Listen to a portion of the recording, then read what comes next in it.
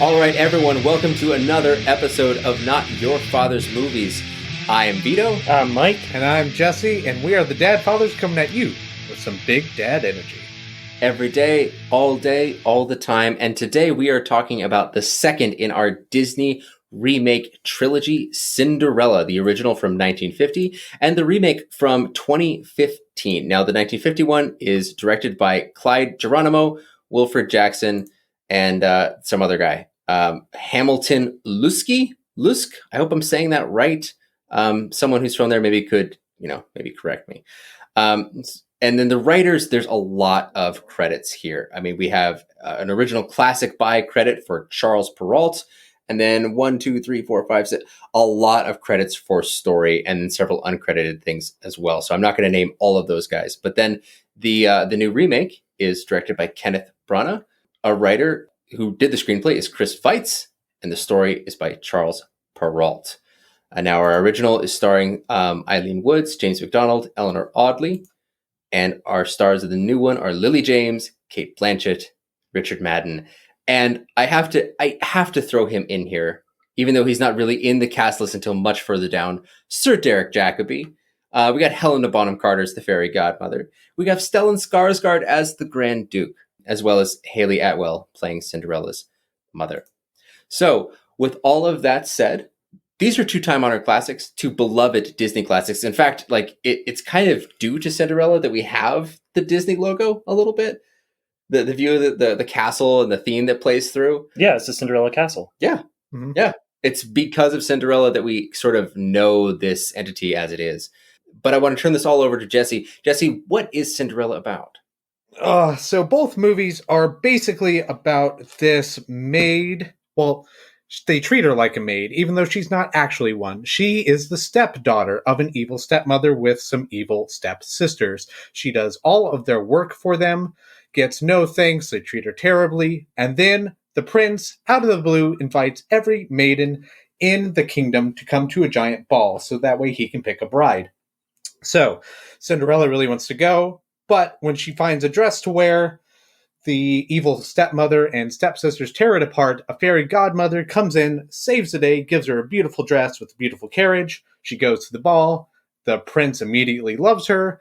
And then she leaves without telling the prince her name and only leaves behind a glass slipper, in which they use the glass slipper on every maiden in the kingdom to figure out who the maiden is. They figure out it's Cinderella, even though the evil stepmother didn't want it to be.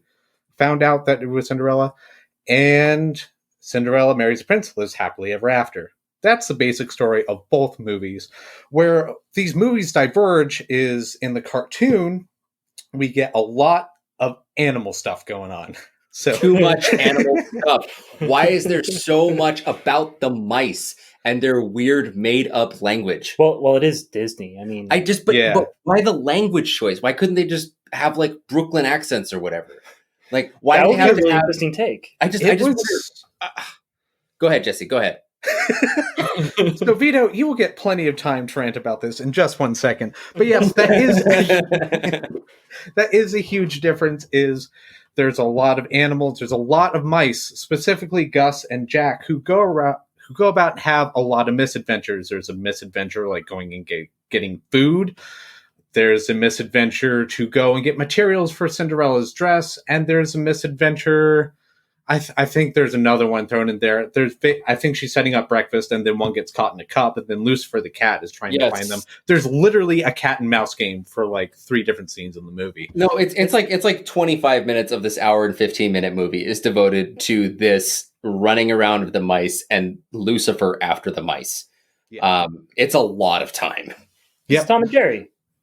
It's basically a huge Tom and Jerry scene. Oh, and then there's one last misadventure where they try to go get the key from the evil stepmother and try to avoid being, like, I guess, burned by the super hot tea, which I always thought was kind of funny. I think you're that is true. That is in that one. There is also a cup and tea thing with the cat earlier. There's a lot of cups going on top of mice and people not knowing which mouse is under which cup. And it's amazing that there are multiple scenes involving cups and mice. Why And are there they- so many scenes involving cups and mice? My dear Lord, could we just get past this? I'm sorry. Guys, Vito really hates this movie. This is going to come out time and time again in this podcast, I'm sure. Believe But, it or not, it's not because he hates animated animals. It's because he hates animated cups. They just don't work, You can't pour anything into them. No, I look at They're animated animated. cups and I say, you're so stupid. You're so two-dimensional. I cannot believe it. If I were to pour tea on you, you would be useless. I'm just really upset at the lack of functionality. I feel like this is bringing up like childhood trauma. If I could be real, just for a minute, just for a millisecond. Oh, yeah. Okay, let's be I don't real. think you're being real at all. I'm pretty sure this is all just for the podcast. Well, Jesse, that kind of cynicism is what's not welcome here in Vito's Real Corner. Now, in Vito's Real Corner, This doesn't exist. I'm calling a sidebar and I'm making a new segment, Vito's Real Corner. My segment is, I am bothered by 2D cups. They do bother me. In what specific ways could I tell you? You don't get to know because I haven't thought them up yet, but I will. I would just like to point out in Vito's Real Corner that these cups have no corners. They're all round. Whoa! Well, I feel a little bit step two. And I feel like we need to solve this with like a rap battle or something. Maybe a future episode. I don't know. You need time to come up with a rhyme or something. I get it, You Jesse. just got one. You can step back. It's fine. But in terms of the animal stuff, exiting Vito's Real Corner with that world-class diss to Jesse, I just have to say, I do not understand why out of this 1 hour and 15-minute film, we spend so much time with these animals. There's like 5-10 minutes that go by sometimes where Cinderella is simply not on screen. I don't want to step on the synopsis at all, but I just have to put in my irritation at this movie for that. I know it's for kids. I know it's actually not even really for kids. It's for babies. It's for baby kids. I was upset that I had to watch it because I chose to do a podcast on it when I'm a 27-year-old man. I actually do have a good refutation for that, and I will get to that as soon as I am done summarizing the new Cinderella. Absolutely. So the new Cinderella, it really diverges from the old one because the animals have far less to do with it. Thank God. And it focuses way more on Cinderella's backstory, specifically with her mother dying and then her father, who also dies. And then her relationship, like getting to know the stepmother and stepsisters and how they basically hate her from the get-go, but she chooses to be kind and courageous. And then she, in one of her like fits of rage, when she gets the name Cinderella, because in the new one, her name is Ella, and then her evil stepsisters call her Cinderella because she has ashes on her face. She runs and meets a prince, and who she doesn't know is a prince. He tells her he is just an apprentice. And because of that, she wants to go to the palace because she knows her crush is there, who is an apprentice in the palace. So she doesn't even want to go to meet the prince in this one. It's Hey, just Jesse? this random guy. Jesse, would you maybe say that he was an apprentice? An apprentice? Oh, that's horrible. You're horrible. I hate you. Oh. That's the worst thing that's worse than anything I've ever said. Okay, wait. Hold on. Sidebar. So out of 10 dads, how many dads would you give that dad joke, Mike? Okay, I need to understand the scale better. Is 10 like it's a really good bad pun, or is like 10 like it's a really bad pun? It's as dad as you can get, or as less dad as you can get. I like that. That's a scale. I like that. Because I think it's going to force you to give me a lot of points. It's like golf, Vito. It's like golf. You've got like 120 dad points on that one. You're off the Richter scale. It makes me so happy. So she knows her friend and a prince in the palace. Please don't do that. Jesse, I don't want to interrupt your flow. And then after that basically ends. The stories basically reconverge, and it's the same story. The stepmother tries to prevent her from wearing the shoe through more political conniving in this one. But that's basically it. And that is a synopsis for Cinderella. Wait. Just really quick. There is a big part of the story that includes the relationship between the apprentice prince I guess the apprentice king. You're right. The apprentice. The apprentice king. I need you to say it. I need you to say apprentice. The apprentice. No, don't say it, Mike. Oh. I just wish I'd thought of it first. So the relationship between the apprentice and the king, Sir Derek Jacobi. Yes. And that's that. I mean, I don't know. I just want to note that's a part of the story. It's a very big part of the new movie. You're correct. Yeah. It really the relationship between the father and the son in the old Cinderella is very much. It's really bizarre. Like the king is a maniac.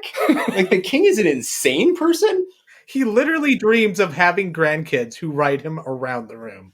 It's the most bizarre obsession that I can imagine. Not that you shouldn't want grandchildren, especially if you have fewer children and you want more grandchildren from that one child. But what's insane about it is how much like a light switch he goes between being oh, I just want to hear the pitter patter of little feet to they're not engaged. Off with your head. I'm going to kill you. And like he causes millions of dollars of damage to this room with a sword that he chases his aide around in. Like it's bizarro, nutso, banana pants land. He's a pretty abusive boss, I have to say. I hope that the prince's childhood was better than being chased around a room by a mad fat man with a sword. At least in the new one, it definitely is, right? In the new one, that's not happening. He's not chasing people around with a sword at all. Actually, well, all right. Yeah. But all right, so Vito, though, I got to ask you, when you first saw Cinderella, like, could you tell us a little bit about that? Because I feel like there are some strong feelings here. I'm just going to give you a couple. I have seen Cinderella at numerous points in my life at different places. I don't know. I think the VHS probably floated around in our house. None of my siblings were very attached to Cinderella. I think that they all found it kind of slow, a little bit boring, very isolated, not many characters. They wanted the more adventurous stuff. They liked Sleeping Beauty a lot. So for instance, for a lot more. I myself never gravitated towards this story. And so really the first time that I can truly remember having rational thought and sitting down to watch this movie was today, this morning, sitting down to watch it with my daughter, who had already seen it before. Yeah. My wife had watched it with her, and my daughter very much likes this movie. So I watched it with her. I mean, it's an hour, 15 minutes. It's very breezy. It's really easy to get through. And I still found a lot of parts of it a slog. This is a kid's movie for sure. And I generally like kids' movies. I think that kids' movies that want to talk about things that are sort of more above their pay grade, I think are very interesting. And this was cheesy, happy time nonsense. This is a movie for babies. And I don't mean that like a denigrating way. It functions best in that way. And the emotions are very easy to understand. The situations are not too difficult. Like it's just a very easily told classic story. And I'm glad that exists and that has a place. I just know that for what I'm interested in, that did not interest me. And watching this classic film that's 70 years old, I was mostly struck by the technical side of it. Just like I can't believe that in 1950 there was animation that was this good. There's animation like matching up the shadows on the wall when the prince and Cinderella dance out to the courtyard. The shadows cast from the Great Hall onto them, and then they're larger than life figures on the wall. Man, what a nightmare! Can you imagine how hard that would be? You're doing moving figures and light and a fountain in the foreground and shadows on the wall, frame by frame, hand illustrated. What an insane task! Why would anyone do that? Yeah. But they did it. And it's beautiful. And really like that's where I like Cinderella. My favorite part of Cinderella is just that scene, is the dance when they leave the ballroom outside, the curtain drops between the stepmother and her. And it's those two. And I like how the movie sort of montages very quickly through that. Like it moves very easily through what you can imagine is hours of conversation and dancing and laughing and talking and joking. And really shows you this basis of a beautiful relationship that they have. It's not love at first sight. It's love at first sight, but then the conversation is so emotionally charged that they have and the stuff that they do. And I like that the movie sort of skips through the time of it to lead you to believe that maybe they discussed things, they talked about themselves, they shared. So I found that sublime. I found that beautiful. Everything else surrounding that in this movie, Yeah, I could, in terms of take it or leave it, I could leave it. But it's not wrong with the movie. It's just I'm not interested in it. So that's what I feel. Okay. Mike, what do you think? Well, so a little bit of Mike's backstory here. I'm the second of two kids. I have an older sister, and she's not a whole lot older than me, less than 2 years. And so she pretty much defined everything that we did up until I was maybe 18, probably. And I was finally found my freedom. No, maybe until I was 4 or 5. But so she didn't like most of the other Disney movies. She didn't like Snow White. She didn't like, Fair. I don't know, Sword in the Stone. She didn't like, yeah, no, she found them kind of like too scary or whatever. I mean, but what she didn't fits. find too scary was Cinderella. Either this version from 1950 or the one we're not going to talk about, the one from 1965, which exists. Look it up. So it's been a part of my life for literally as long as I can remember. Wow. I don't remember seeing it for the first time. I've seen it a million times, but I hadn't seen it for probably, I don't know, 20 years until I had kids. And it's like, oh, Cinderella is a pretty simple movie for a 1-year-old to kind of sit around and look at.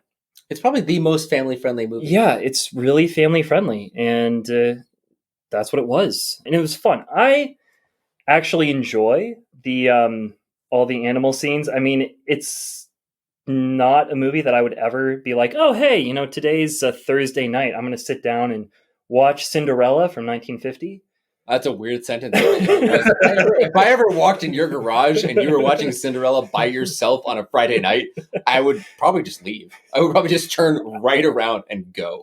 You probably should. I don't know what kind of place I'd be in to do that. I don't know if I want to go there. No, it sounds pretty dark. Yeah, but I love it.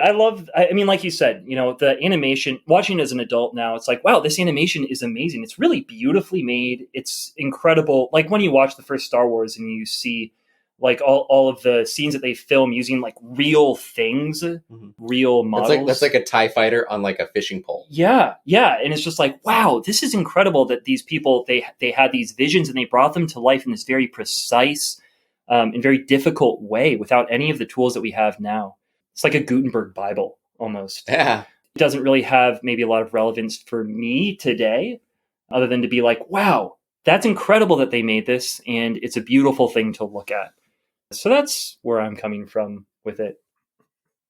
It's a movie that shaped my childhood. Wow. What do you think about that, Jesse? What do you think about your life? Tell us about your life. Yeah, so Cinderella was one of those VHS tapes that we had regular access to. I really liked it when I was younger. It was up there with Lion King and a few others. It was in the regular rotation because I had just like 5 movies that I would watch every day, and this was one of them. And I really loved it back in the day, and trying to remember why, I kind of, what I remember the most was always like Gus and Jack, the mice, running around and doing different things, especially the corn scene where he's trying to stack up different kernels of corn, and that was so frustrating. That was so frustrating. I was almost enraged at watching yet again. Yeah. He stacks up one too many corns and it explodes from underneath his chin, and then he runs around to stack them up. And then he does it again. But then he figures it out. He figures out how to do it, though. I mean, he opens his mouth as far as he can. I feel like I watch my kids do that every day. I think he was born yesterday. I think he was born yesterday. Well, I think he has no idea. Don't at me with your science picks, bros. All right, look, he's probably like 1 year old. He should be eaten. He should have been eaten many times. I suppose evolution might say that, but this movie is a magical movie, and evolution has no place here. Then why couldn't they just magic a smarter mouse? He should have been eaten. In fact, he's caught in a trap, and then there's that scene where you just see Cinderella's face shining through the trap, and that's another scene that really caught my eye, like growing up. For whatever reason, I saw that scene, and I was just like, she is the kindest person I've ever seen. I love it when he like puts up his fisticuffs to fight. He's like, "I'm gonna fight." Yeah. I remember thinking at the time, don't do that. Don't put up your fist. Don't you realize she's a nice person? She's going to help you. She's not gonna eat you like the cat will. Like Lucifer? Very nice. Lucifer the cat. Lucifer the cat. Who names their cat Lucifer? A genius. I would name my cat Lucifer in a heartbeat. That's amazing. Because he is the devil, and we all know it. Yeah. And so growing up, I just loved watching the little mouse back and forth. And then, like, the rest of the story, I never really cared for. And then, somewhere when I was around, like, 6 or whatever, this whole movie kind of dropped off for me. I never watched it again. Never wanted to watch it again. I realized that I didn't care about it. And then I watched it again as an adult because now my daughter's really into this. Like, my daughter has such a hard time watching any movie all the way through. The 3 movies that she does this with, 4. It's Land Before Time, The Lion King, Frozen, and Cinderella. Okay, so 3 of those are actually fairly emotionally weighty films, especially like Land Before Time is like one of the saddest movies I remember seeing as a kid. Yeah, well, the thing is, I don't think she can pick that up yet.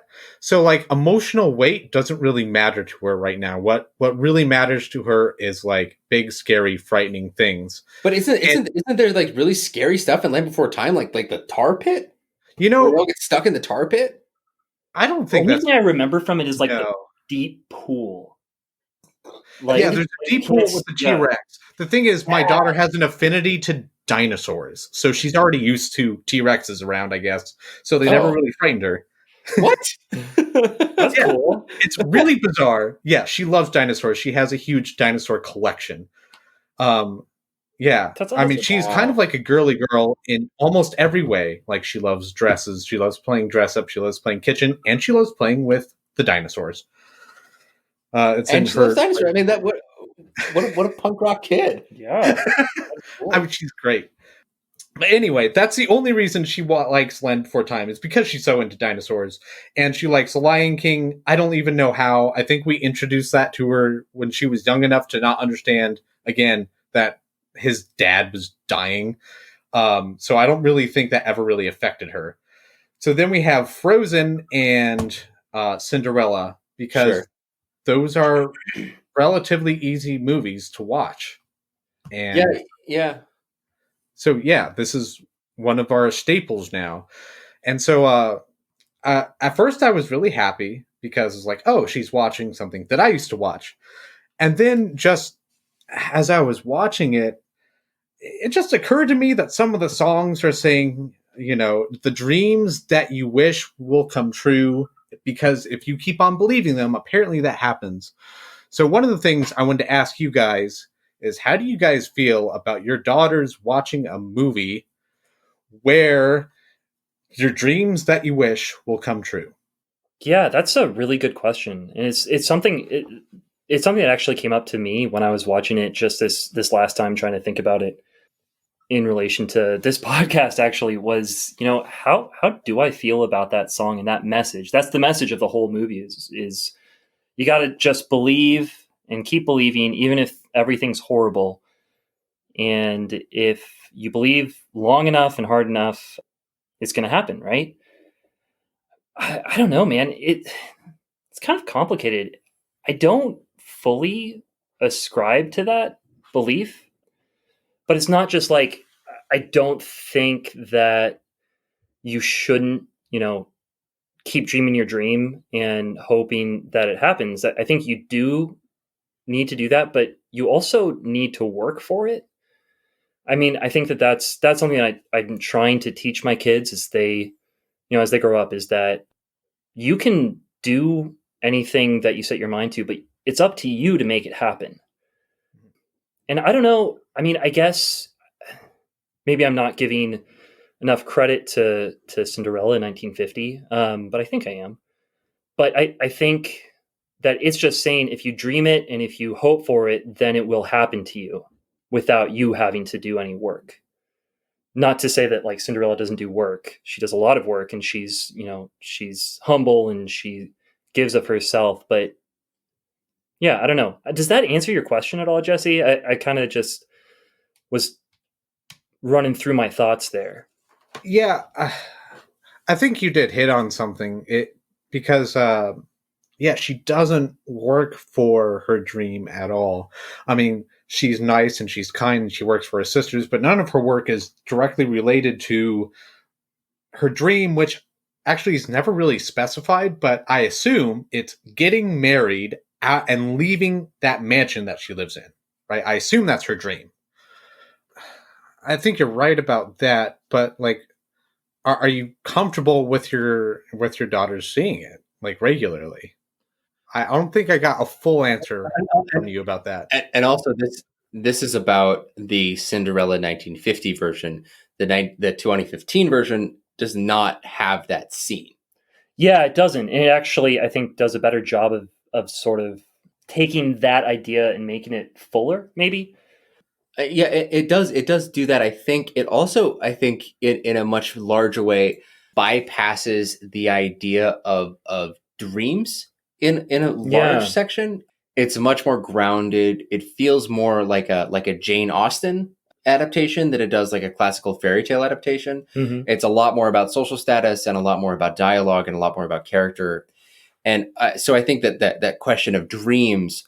So for Walt Disney back in the day, doing his classic shorts and the stuff that he was involved in with the studio and the stuff that he wasn't involved with because his name is not anywhere on anything here.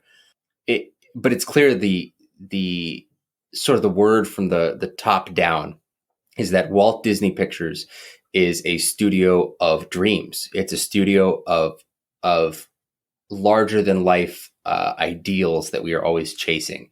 We want to be Cinderella because Cinderella overcomes her circumstances and wins out in the end. We want to be these aspirational things, and that's why they're so meaningful and deep to children, is because children latch onto those. They especially as they get older, they see themselves more in that sort of role, and they think, because I feel such a commonality and an empathy with this fictional character, then what happened with that character could happen to me as well. So that speech about dreams is a very powerful thing for children, because it's very good to know that if you really do try, you can actualize what you care about. Now, that leads into what Mike is saying about effort.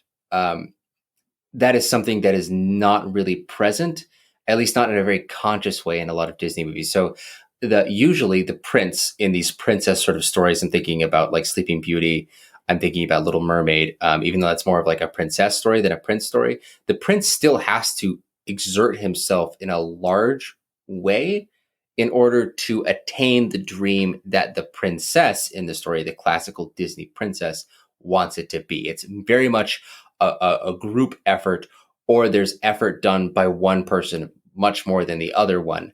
But there's a titanic struggle that always happens against the big bad evil, the impediment to our protagonists receiving what they want. So that is a little bit glossed over because things seem eventual. Everything seems destined, seems fated, for the good girl, the good boy, to get his good destiny. And it will happen no matter what. And so the work done for it doesn't really seem like work because it's going to happen anyway. It's almost like they're all cogs in a fairy tale machine, and at the end of which it just spits out happiness, right? Yeah. And that's not real life. That can seem like real life. Disney. Yeah. Yeah. And which is exactly what he wanted to do, because real life does feel like Disney when you have already done the work and you have gotten the reward. Then it feels eventual. It feels destined. It feels like fate. But in the process, in the struggle, which is the hardest point for anyone, whether they're children or adults, to keep going, that is when encouragement is needed, right?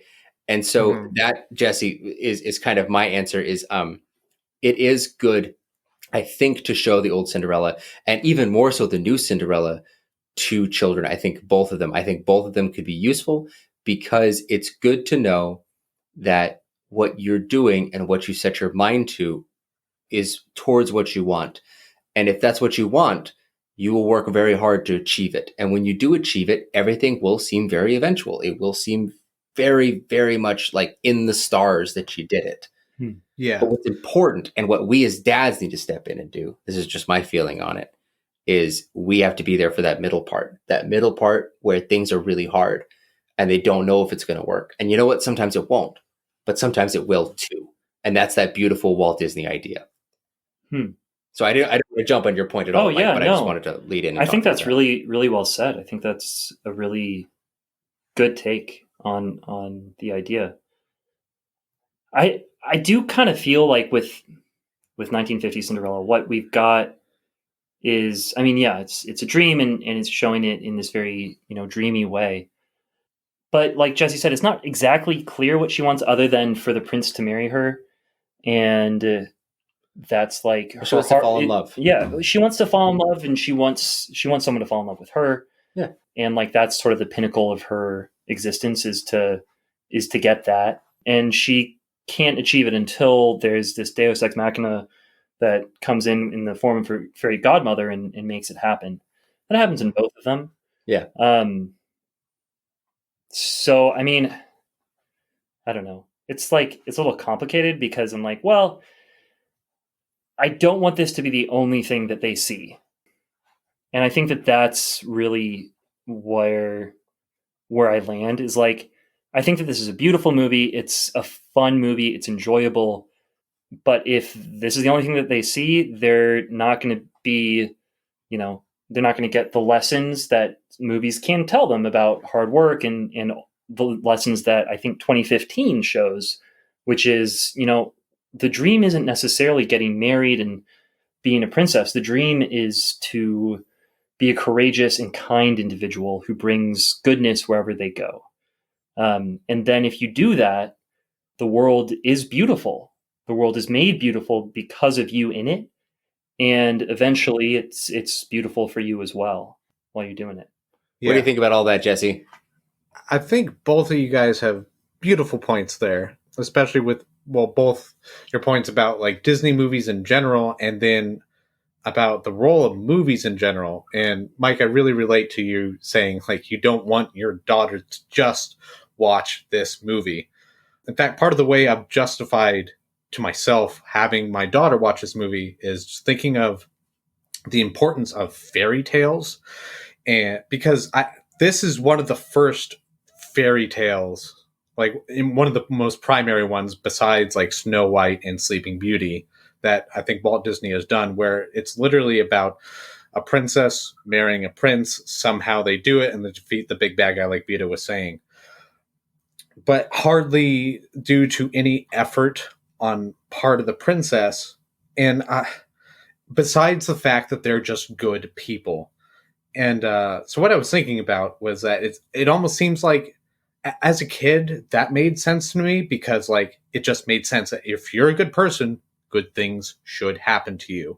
And yes, that's not the way the real world works, but that is the way I want it to work. And that's the world even today, I still strive to make. So I think for that reason, I want my kids to see it just so they have that ideal of the world I want is a world where good things happen to good people.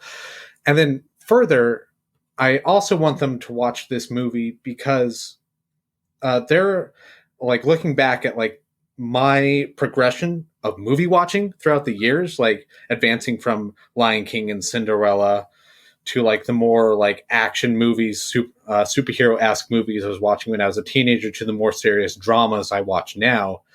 There was a progression of thought that I attained and that I kind of want to give my kids.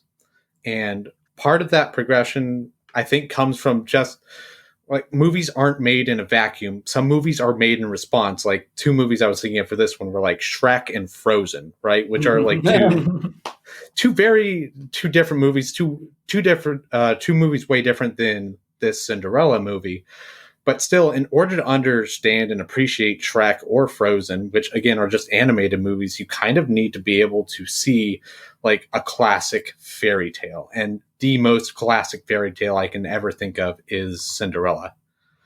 Yeah, same. Yeah, that's a really good take. Yeah, I think thinking about fairy tales, I think that Disney does this best. I mean, Disney exemplifies fairy tales for several generations now.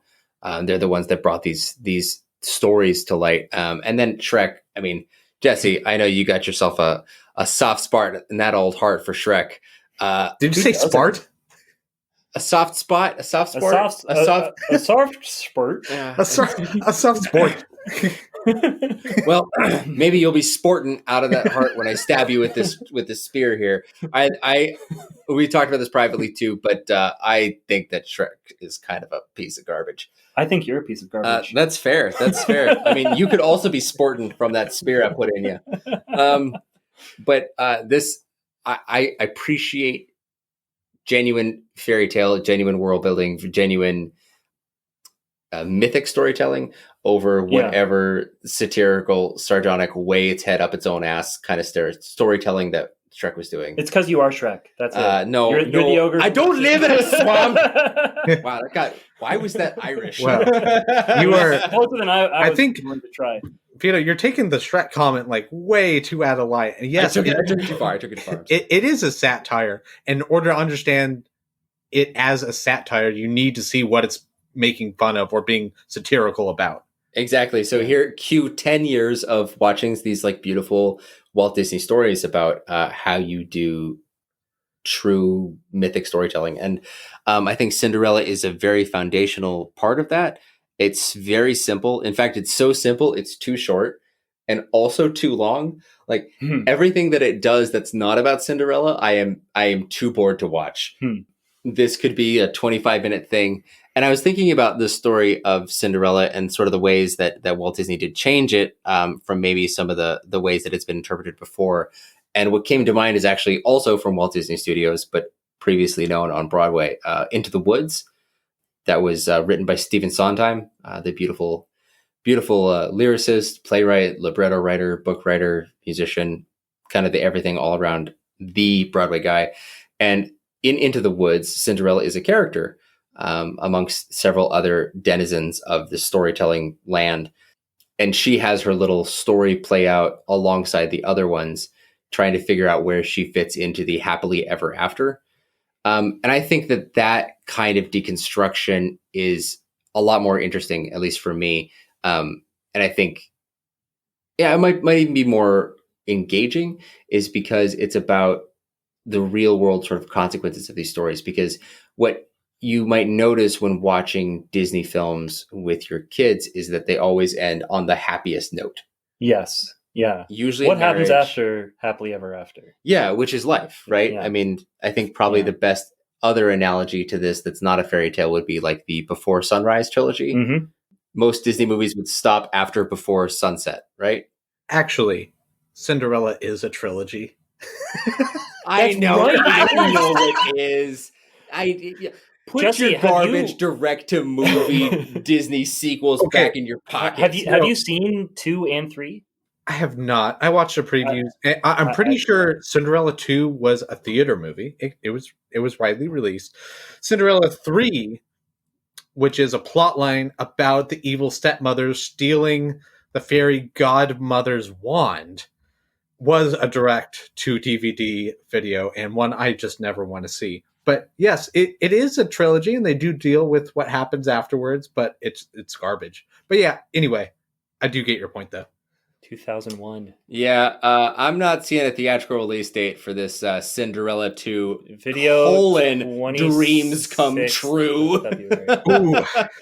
Wow. 2001, a 5.0 out of 10 on the IMDb. That's this a lot better than I expected. Really? Okay. This looks like a flaming piece of garbage. The magic didn't end at midnight is the tagline. Oh, that's so terrible. I never want to watch those movies. All right. No, this did not come out in theaters, but I would almost promise you. $5 million budget. Wow. But anyway, continue. So our next trilogy is going to be the Cinderella trilogy. Just so you all know. But speaking of IMDb, I did go onto IMDb, which directed me to Metascore, which is how they score their movies, right? And I was reading the old reviews for the 1950 Cinderella, some of which are 100 according to IMDb, and I clicked on some of them, and they fairly trashed the movie. Really? Well, it's not a very good movie. Yeah, that's true. It's not. It's So, not. And if I was a 45-year-old Yeah. film critic that was forced to come and watch this thing, I'd be like, yeah, this thing sucks. Yeah. Yeah. But believe it or not, Vito, almost all these reviews, and I haven't read all of them. I read like 4. But they all basically say the same thing, which is they love the animals. The animals are great. They hate the people. The hell? So you're just wrong. No, You're the just people wrong. are the people is the only thing that makes it vaguely interesting. The animals, while kinetically animated, are story trash. They literally hate the animation of the people, and they compare like the New York Times compares the trio of star performers that might be characters from comic strips. It says, and they call That's the beautiful not unfair. and they say the beautiful Cinderella has a voluptuous face and form, not to mention an eager disposition. And then they, Your disposition. What is that? I have What are they no trying to idea. say there? This is a bizarrely pervy New York Times review. I have no idea. I think Man, maybe that she it was a really different wants time. to get married. I don't know. What I do want to say just real quick is yeah, I don't want to be in the same camp as them. I'm in my own camp. I have moved away and made my own camp. Maybe very clearly, it might because That's you hate the animals and they all love the animals. They all basically say Exactly. the animals and the animation are what make the movie. And then particularly what the New York Times emphasizes is the bubble scene and then the pumpkin transformation as being fantastic. Those are very nice. Those are Yeah. very, very well animated, incredible scenes. I just want to note that Vito is living off by himself in what some might call a swamp in his camp.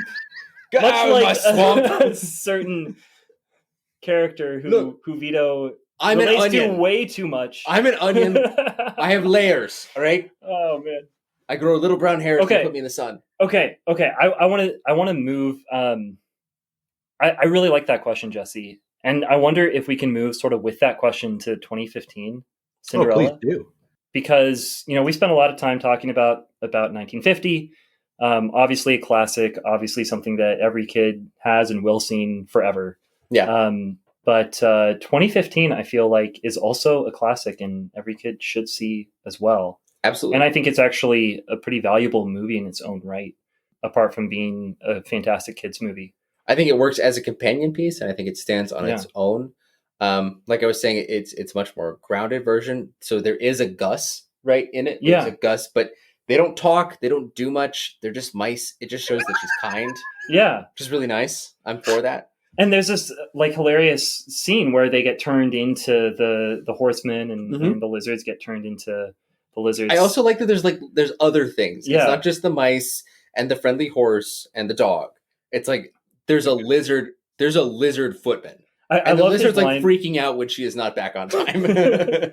Okay, one of my favorite lines from the lizard is like she gets to the palace and she says, "Oh man, I'm not ready. Like I'm not a princess, and like I'm not ready for this. What's going on?" And he says, "Well, I'm only a lizard, not a footman. Enjoy it while it lasts." It's great. It's like, yeah, that's a great enjoy it while it lasts, man. That's really cool. I think that every performance in this new movie is sublime. I think that Richard Madden is more charming than I knew that he could be. Sorry, you mean Rob Stark, right? I'm sorry, Rob Stark playing Richard Madden. Yes, playing Kit. I'm sorry, it's Rob Stark. It's Rob Stark from the north. The prince. The heir. Prince. The heir to the House Stark. Okay, I have to say, the scene where they meet and he's hunting the stag, I got like this really weird, like, what Game of Thrones am I watching right now? Because what we've got is the almost king in the north, sort of king in the north, the heir, hunting the stag, which is like the animal stag of House Baratheon.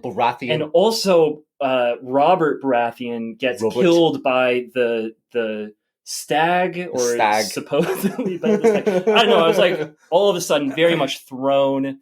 Listen, when I saw Mike, this is a kids movie. You don't got to bring in Rob Stark, all right? But you did, so here we are. No, you need to. No, I mean, so Rob Stark came from the north Mike, listen after dying. Listen to me. Rob Stark. Right? Rob Stark. Rob Stark. Okay. No, so anyway, he's more charming than he has any right to be. Yeah. Even though he's a very interesting kind of a much more mature face. He's got a lot of wrinkles and crags and a lot of personality in that face, which is a nice like turn for Prince Charming instead of being like this smooth Ken doll of a man. Yeah. And then Sir Derek Jacobi is obviously hamming it up as the father, but not nearly as much as the cartoon. He brings a lot of pathos. And then I just want to say Lily James and Kate Blanchett. Oh my gosh. Just kicking ass. Dude, Kate Blanchett, whenever she comes on the screen, she's like this jagged rip across like the filmmaking, Kenneth Branagh's direction is incredible. Yeah. But every time what do they say? I love so many lines from this movie, but it was she too had known grief, but she wore it wonderfully well. And like she comes in wearing this black and gold dress, like a tear across the screen that's just like, wow. She is dark and beautiful. As the dawn, even. Yeah. We're gonna bring Galadriel into it now. You just can't stay away from these like nerdy ass geek things, man. I can't get away from it. It's just it was so much fun. Yeah, she is so evil. Like she's so I don't know. Like if I think of the 1950s Cinderella, right? The stepmother is so classically a villain, and the stepmother in the 2015, she's not. She's really petty. She's a human being. She's just a human being that sucks. Yeah. She's a terrible, terrible person. Not a comic strip villain this time. This time it's just a mom that hates her daughter. Yeah. And it's horrifying just because of that. Like she's treating her supposed daughter as garbage throughout. And it's awful. The delight too. Yeah. The sinister cackling, mustache twirling, vamping on the stage that she does as the evil stepmother. Like you can see, I mean, Kate Blanchett is just one of the most beautiful actresses to ever grace our screens. Mm-hmm. But there are very few women actresses at all that would love to lean into being that cruel of a mother.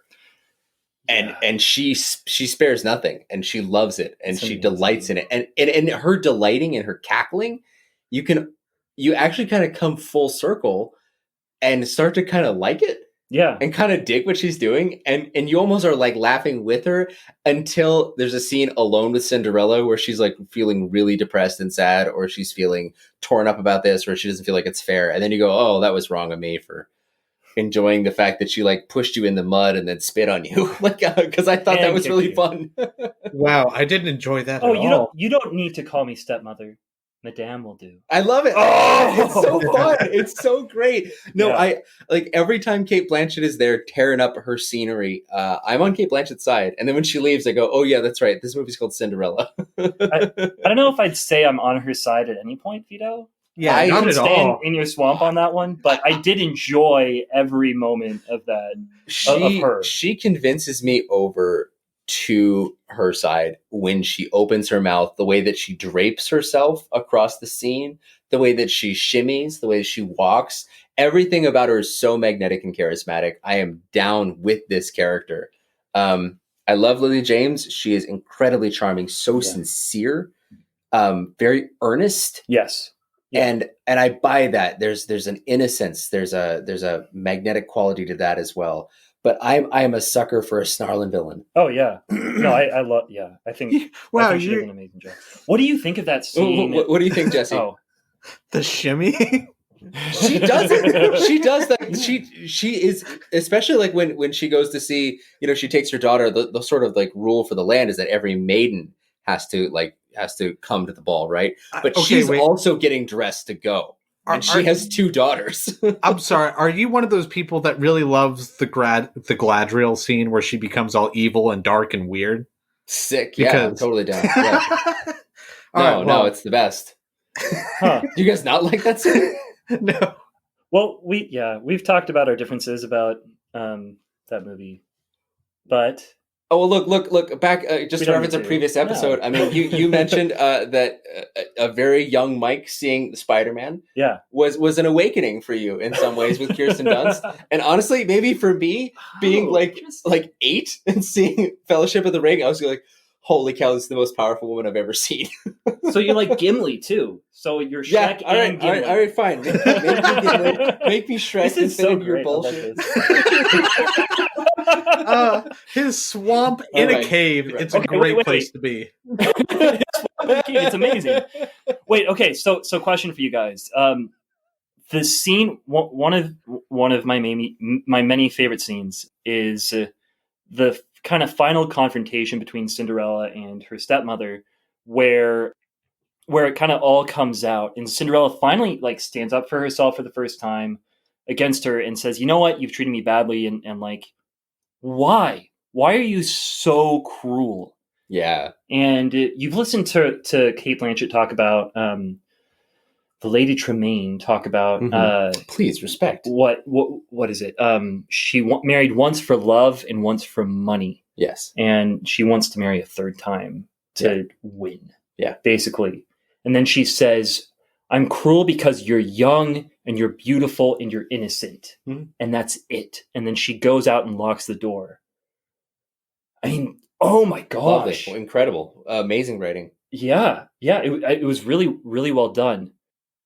What do you think of that? So do you feel at all for the Lady Tremaine with what she's given as her story? With that, do you? I don't feel like I need to answer this. I think this is mostly a Jesse question. Okay, Jesse. To Vito, yes. Yeah. Also, I just have to say, like incredible dialogue from a man that has written. So Chris Weitz is the credited screenwriter. I just want to jump in.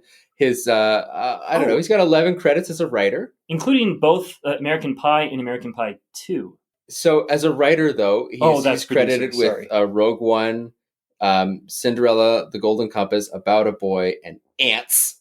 And Fantasy Island, Fantasy Island. I'm skipping over the 13 episodes of this canceled TV show from 1999, Mike. But he, as a producer, though, he has produced a lot of movies, including American Pie, American Pie 2, and American Wedding. So it's really funny that like this who is he? Intensely sincere and earnest kind of writing is coming from someone with a background of like American Pie. Yeah. Well, it is intensely sincere and stuff, but there's a lot of funny, quick one-liners, and there's definitely, a lot of interplay. You're right. Between right. Good points. But anyway, sorry, Jesse. Yeah. Sorry to jump on that. I just wanted to do it real quick. Okay. I don't remember what the question was. Oh, I was asking you. Yeah. I was asking you if you felt any sort of empathy for the Lady Tremaine after we finally get sort of a look into her soul. I mean, and why she's so cruel. If I'm being perfectly honest, like a little bit, I don't know. I not much. Yeah. It looks like I'm not alone in my swamp no more. It's a terrible Scottish accent. What am I doing? I don't know what you're doing, man. I have no idea. But keep doing it though. It's a terrible mockery of all that is Scottish. It doesn't deserve to exist. All it is Shrek. My apologies. Yeah, you are mocking Shrek in the worst way possible. Not even Shrek would mock Shrek that way. Anyway, I'm not alone in my swamp. I have a donkey. Your donkey. Mike's a donkey? Mike's an ass? Your donkey, Jesse. Your donkey. Why in the swamp? Okay. Because you're agreeing because you're saying that you feel like you feel for her. You have empathy for her. Yeah, and Mike doesn't because he's a cold, heartless bastard. No, I was actually saying the opposite. I said I feel a little like this kind of bothered me almost. I kind of wished they had fleshed her out a little bit more rather than saying she's just being vindictive because Cinderella is young and innocent and beautiful. Like, I kind of wish there had been a little bit more. I'm not going to... I don't want to go much further than that because I don't really want to trash 2015 Cinderella. I think it's a great movie. I don't think you can trash it. No, yeah. No, I'm not trashing it. What do you... I don't Get think back that... in the swamp. Wow. All right. I feel. No, I think I felt the same way as you, Jesse. When she says that stuff at first, I'm like, oh wow, like that's really impactful. And then she says, it like in a certain way, it's almost like she's manipulated you to, as she does everyone in her life, to kind of get on her side. But then she says the reason why she is so cruel to Cinderella is that she doesn't really have a reason other than she doesn't like goodness. And then you think about, I don't know, I thought about her daughters, which are so clearly a reflection of her. And throughout the movie, they do a really great job of seeing that they're taking their cue of how to treat her from their mother, who also hates them as well. I mean, how could she not? They suck. They really do, but she just wants them to win. She's like driven by like wanting them to win, but it's not like get the good thing. It's like just make sure everyone else is below them. Yeah. Okay. I think that's that's a really good point, because like just thinking about it back over that dialogue, like, yeah, I was really taken in at first, like, oh, now she's finally gonna tell us why she is the way she is. And then she just ends up saying basically she's evil. There's no reason to feel bad for her. I don't know. I mean, it hasn't been an easy go for her. It's pretty clear. I mean, she's a climber, and maybe she'd do better if she was kind, obviously, and had courage. But she's a climber. I mean, you got, especially back in these days where, like, I assume it's very difficult for women to hold property. I'm not really sure what time this is, but it seems like it's in ye olden times. Again, I'm in my swamp. I can read the damn wooden sign on the other side that says ye olden times when I look for my calendar. But it's a long time ago, and so it must be difficult. Again, thinking about Jane Austen, for women to operate in this sort of society. And so for any chance for her children to be taken care of by nobility or to receive a wealthy endowment, or a wealthy dowry buyout, would just be really incredible for them. And so to win would be very odd for a woman in her station.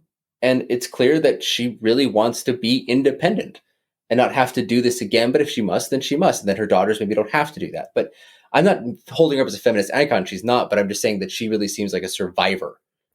She seems more like a rat than a lot of the rats that are running around on screen. Like, she will fight and claw her way through any situation and come out on top. Yeah. She'll come out. But she comes out. Okay, maybe then one thing that doesn't make sense to me is like when Mr. Tremaine dies, right? He's like a well-respected merchant. I can't remember what his exact job title was. He's a merchant. Okay. I'm not talking about Cinderella's dad. I'm talking about her first husband. Oh. Like, he was supposedly a well-respected dude, right? So I don't know. Is she loaded with money? I would think that she'd be loaded with money due to him passing. I kind of don't think that she is, though, because why would she get married again then if she were? Yeah. Yeah. Because you need the servants. He was a business partner of, I know that Mr. Cinderella, whatever his name is. Mr. Ella. Please, yes. He had business dealings with her husband before he passed, and that's how he got to know her. And you get the sense that she kind of got into his good graces through that, and then her husband died, and she came over to him. I mean, as it usually is. I mean, like, you just marry your business partner's widow. Yeah. Right? Yeah. I don't know. I think that might be digging a little bit too far into backstory. I think we're in like movie. Completely unable to answer questions. I mean, I guess we are, but it kind of seems like she still has money, right? Like, she has the money to buy those super fancy gowns for the ball, right? They have money to spend. That's her newest ex-husband's money. It's the money that she's taking out of the estate and running them into debt. By like, they have to fire all the staff because she's running this lavish household that they can't afford, and that's why Cinderella turns into Cinderella. Yeah, because she's having courage and being kind. Yeah. So basically, I think with Lady Tremaine, like, I didn't really feel for her. I still felt like she was, I guess she is a climber or whatever. But it seems like somehow she's still having enough money. She's just not financing it well. She's still like a villain, and maybe even more than just a petty person than we were describing before, but a true villain. And so at the end of the day, I don't really feel for her. I don't really buy it all, but I think that's okay because this is still a fairy tale. So I don't really have to. I just need to know she's a bad guy. I think that's a great point. I think that's very true. Fair enough. I mean, like it all just comes down to like, yeah, fair enough. It hits you where it hits you, right? I happen to love grandstanding female-led villain performances where they're really digging into the material. So I really love this Kate Blanchett performance. I really like this character a lot just because it seems so alive and so full of like verve and life and spark. Yeah. And I really think that a lot of times she drags scenes that maybe in the script level, while still good, might have been more pedestrian in someone else's hands. And I think that she really yanks it up to a different level and yanks everyone around her up as well. I absolutely agree with that. And so I don't think Jesse and I or either of us are saying that we don't like her performance or anything. I don't know. Like that. You sent me to a swamp. So no, we just don't feel like, oh yeah, go Lady Tremaine. Like go and kick Cinderella while she's down. Yeah. It's more like go Kate Blanchett. Like great job in this role. Like good. Clearly bringing this movie up to another level, as you know, a couple of other actors do. But also, like, what do you guys great job being really bad. What do you guys think about like a Tremaine Maleficent 2020 ticket? Would you guys vote for that? You know, I don't think so. You wouldn't vote Tremaine Maleficent 2020? I think it'd be amazing. I mean, it depends. I think the architecture would get a lot more gothic. Yeah, I think the servants would get a lot better trained. That's my thoughts. I think that we'd have hold on. Our servants would be Cinderella. Exactly. We'd have a bunch of Cinderellas. What's her stance on health insurance? I think that Tremaine would say that if you are sick, you should probably be put to death. All right, I'm in. Yeah. I think that's her thoughts. And I think Maleficent would just like feed you to like a dragon of some kind. Man, I'm so in. Yeah. And you guys all hesitated, not wanting to do this. What's going on with you guys? Okay, so we've talked about one like parental figure who's like really, really bad. There's a few others in this movie, which I think are really powerful performances. And this movie is kind of very much about those relationships. And I think that the character Lady Tremaine is kind of set next to the relationship that Cinderella has with her father and her mother, and the relationship that Kit, Rob Stark, has with his father, Derek Jacobi. You just keep referring to him as Rob Stark. It's really funny. He's Rob Stark. His name was Richard Madden. King of the North. So what do you guys think about that? What do you think about those relationships? How did those come off to you? It was good. It was way better. It was way better than the 1950 where he's having the king is having a bunch of drinks of just like kids literally riding on him and him being so happy about it. It was way more engaging than that. And then, of course, the scene where the prince is curling up on the bed with him as the king is dying. That struck a chord with me. That I think their entire relationship was moving, but it was a little. I didn't really get the whole shift where he suddenly says, "Oh yeah, now you can marry anybody you want after I already set up a marriage with you with a princess." So there was he did not set that up. That was the Grand Duke who promised the prince's hand. The king was pushing the son in the direction of marrying a princess in order to secure the kingdom. And I actually found it like that a pretty believable, at least in a fairy tale sort of way, in a happy fairy tale Mike, sort of way movement. Mike, but so do you hear in the background? Wait, I hear boom boom ba boom boom ba boom boom. It's coming. So is the Grand Duke playing a kind of game involving chairs? You might say that it is a grand game. Of musical chairs. Musical chairs. Yep, that's what it is. Because That's what it is. it seems like you're really like more than I think anyone that I've ever talked to about this movie.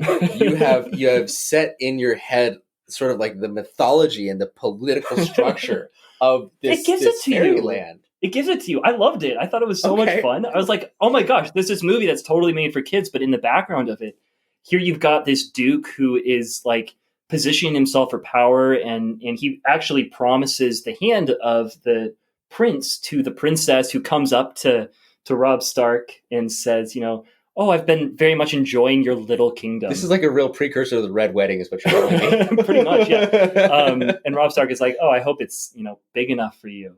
It's great. It's like this great. It's really funny. Believe me, it's very funny. If you've watched the movie, you would have laughed. No, but we did watch the movie. I don't remember that at all. Yeah, well, okay. I clearly like this movie the most of all of us. So Mike, if I we love ever this to movie. talk about like Star Wars: The Phantom Menace, could you tell us about the Trade Federation and its regulations Probably. and how it's been like broken?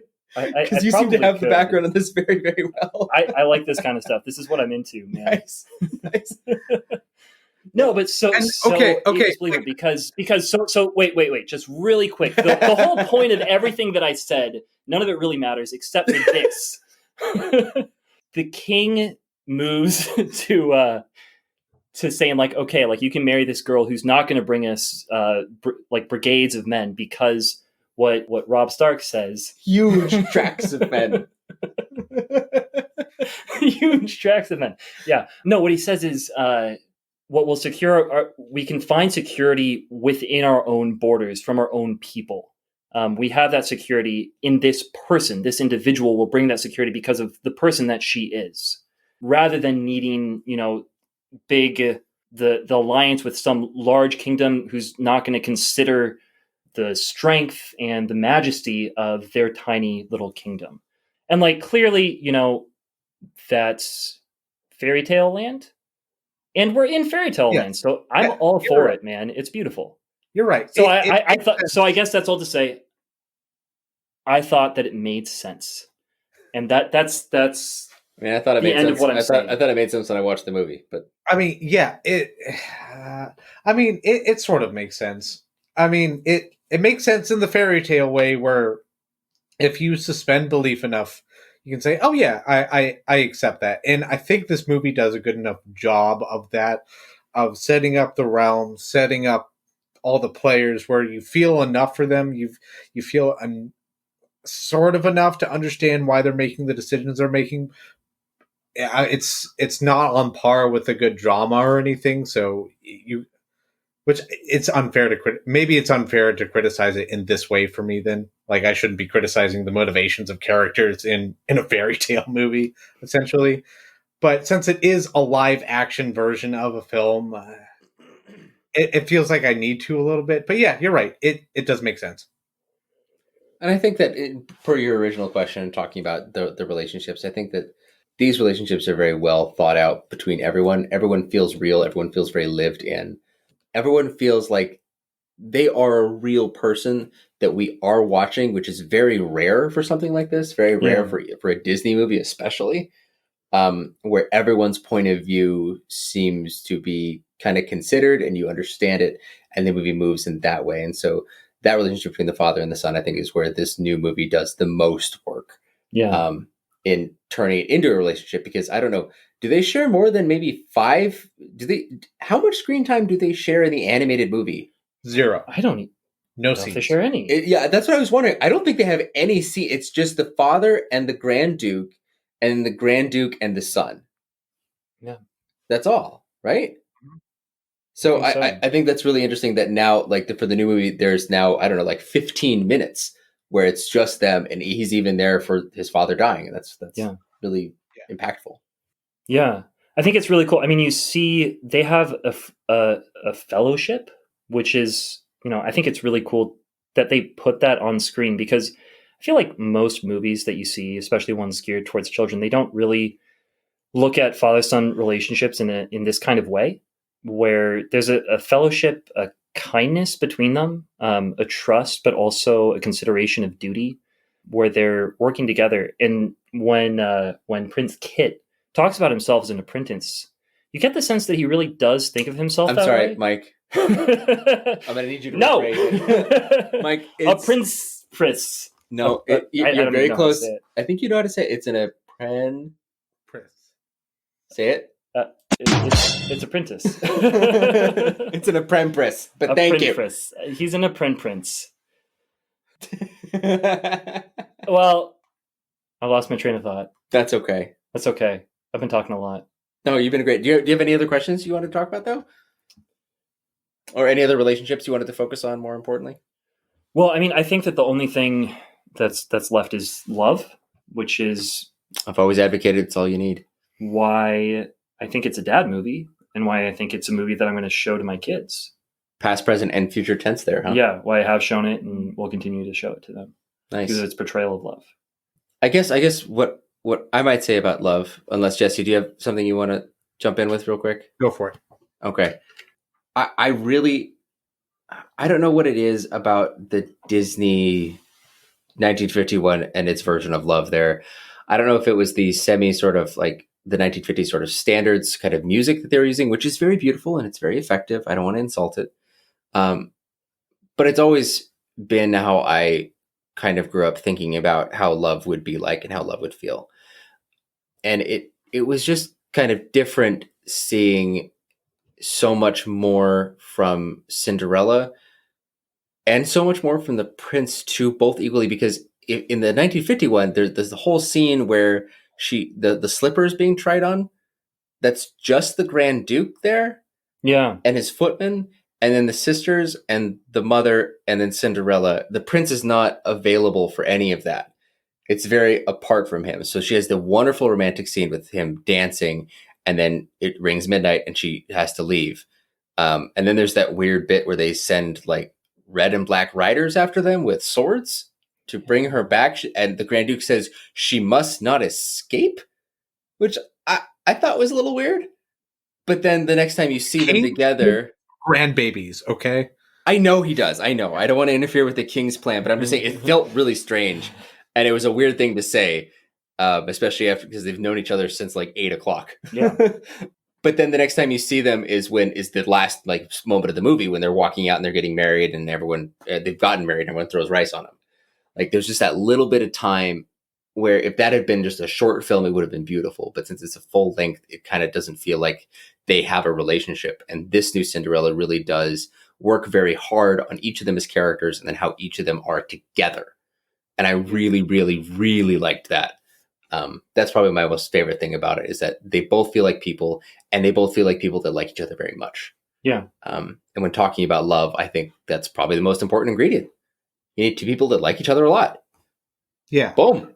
Yeah. What I like in the 2015 version is I think it's more than just liking each other. It's like when at the end when she tries on the slipper and she says, "My name is Cinderella," which was hugely impactful because her name is not Cinderella. Her name is Ella, right? She was named Cinderella as an insult. So like what she's saying is like, what I am is I'm this dirty maid. Will you love that? And then he basically starts saying, even though he's the king, he's not even a prince at this point. He's the king, right? He starts saying like, will you allow me to leave? He's different. He's king? kind of an apprentice. He's an isn't that the apprentice king. You could No, that say he's doesn't an work apprentice anymore. king. No, all right, wait, hold on. Mike, on a scale from 1 to 10 dads, how good is a friend king? I'd say Don't- about 3. There you go. 3. Yeah. There you About go. 3. Look, Sorry. the eyes have These it. are 3 dads. Apprentice rides again. As the highest in a golf score sort of highway. Yeah. So highest wins. Yeah, I got you. Sure. Yeah, Sure. the apprentice wins the dads in terms of apprentice king. Look, I'm doing finger guns at everyone right now. Finger guns. But yeah, and just in terms of like identity and it being a love story about loving somebody who they truly are, and I guess that's it, right? That is the 2015 Cinderella. You love Yeah. somebody for who they are and nothing more, nothing less, and you don't care about the rest. Cool. I think that's great, man.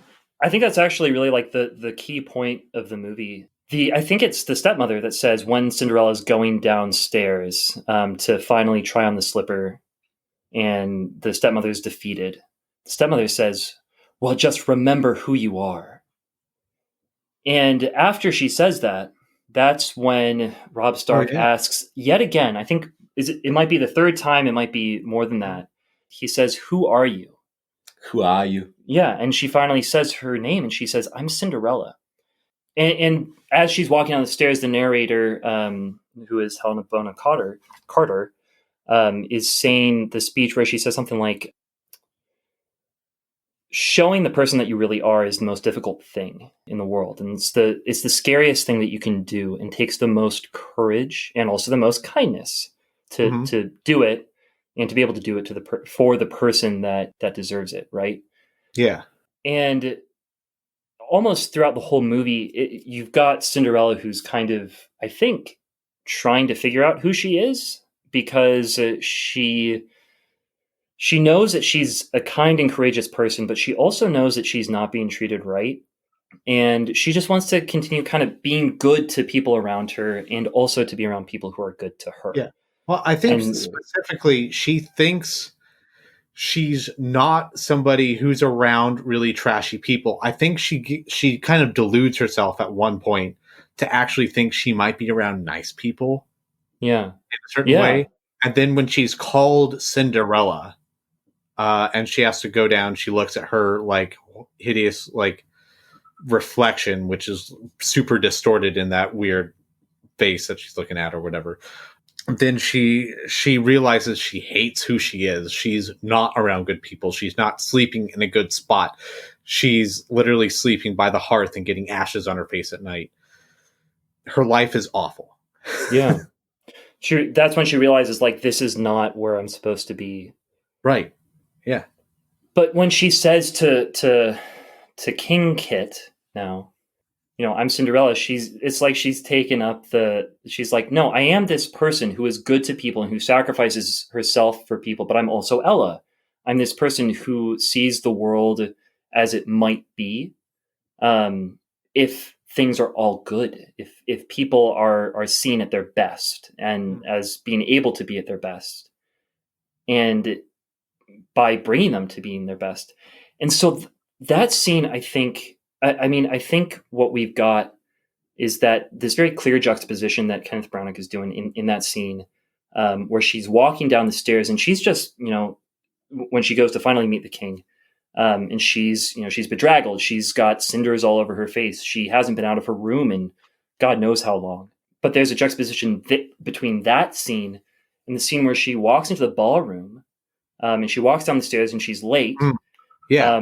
And Rob Stark sees her from across the room, Right. and is like, "Oh my gosh!" I actually wrote down, like, while I was watching the movie, like, that's actually, like, this is an amazing thing to see, because that's how the person that you love should be seen by you whenever you see them.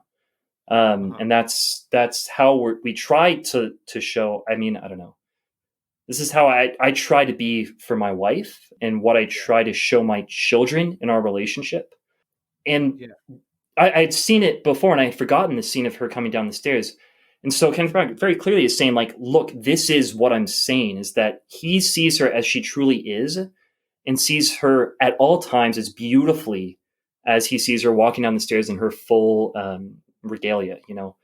fully, Right. dolled up for the ball.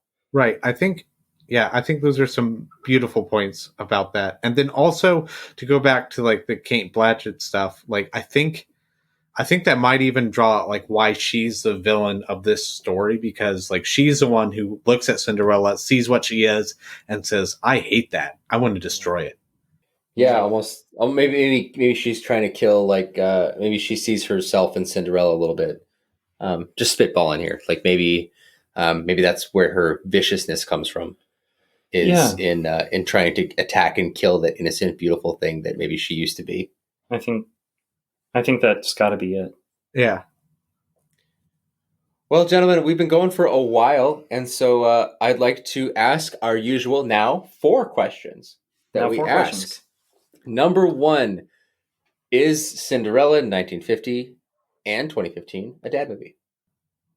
Jesse, take it away. So for 1950, it's a very, very qualified dad movie. It's that series of dad movies that I have where I won't really watch that personally with them. I won't ever enjoy it by myself, but I really want my kids to see it because it's an easygoing fairy tale and there are few like it. So yeah, it's a very weak category. It belongs down its own hall on its own wall that hardly anybody ever visits, but if you're dad, you go there. Honestly, it might honestly sit on the same sort of wall as like Snow White and the Seven Dwarves. Yeah, Like not does. not Yeah, really absolutely. something that any of us are interested in seeing alone, but maybe it's worthwhile to be seen by kids. I don't want to speak for you, Mike, but that's how I feel about it. Yeah, too. I feel that way. I don't. To me, that makes it not a dad movie because I don't want to sit with my kids and watch it. I will, but it's not something that I'm like, I want my kids to see this or I want to sit down and watch it. Just because I want them to see it doesn't mean that I think it's a dad movie, I guess. Interesting counterpoint, Jesse. I mean, the fact that I want my kids to see it makes me a dad. So it's a Boom, dad movie. boom. I see a 50-50 tie here. And you know what? I'm going to say this. I'm not going to resolve it at all. I think it's great. Let's keep it rolling because I want to find another movie that we can add onto this category until it gets like more and more and more. Yeah. But with 2015. 2015 Cinderella, yeah, it's a dad movie. And I think with the 1950, I think you can show that to them when they're like 0 years old.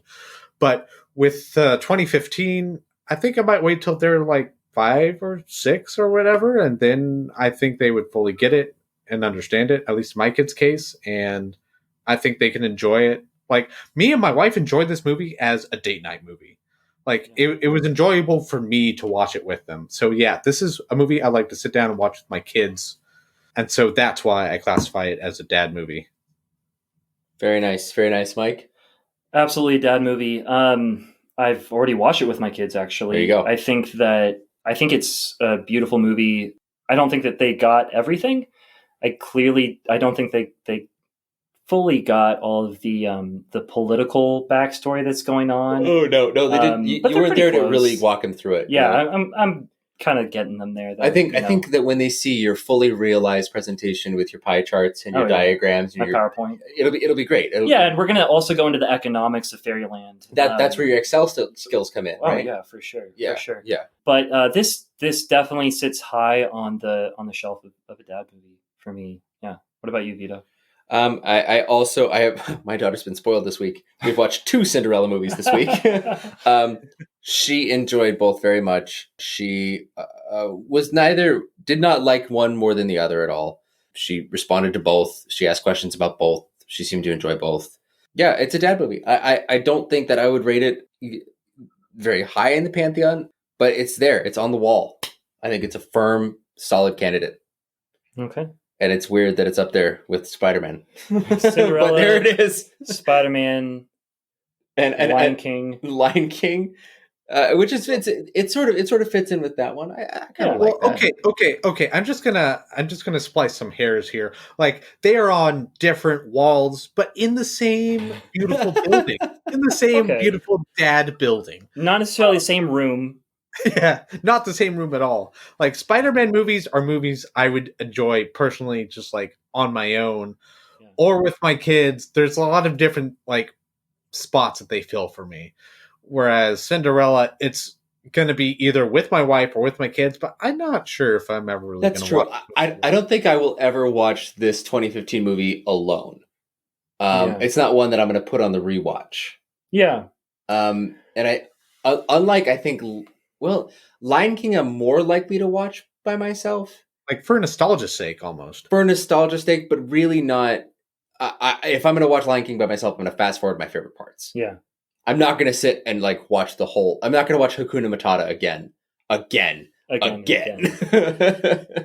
I might actually turn this on and watch it by myself. Really? I mean, I could see it if like I just didn't know what to do, and that really ever happens. If that ever were to happen, if you that should ever text happened, me. I might actually put it on. I love this movie a lot. I thought Wow. it was beautiful.